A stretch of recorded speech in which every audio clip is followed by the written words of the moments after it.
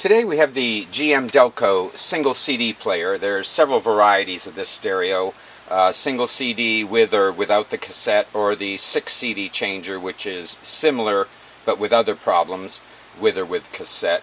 Normally the problems with this stereo is it won't accept or eject a CD and usually clicks when doing that, but we got one in we've seen several times here. It took a CD, customer mentions it took a CD, but it will not eject it. And of course we've opened it right up, and we've recognized in the top of the cover, on top of the CD mechanism, sits a single CD here. So the CD mechanism does not hold the CD in its mounting to play it. The problem we have here with this one is a loose CD on top. Now the trick to this one is when you put a CD in, you have to allow the mechanism to accept it. And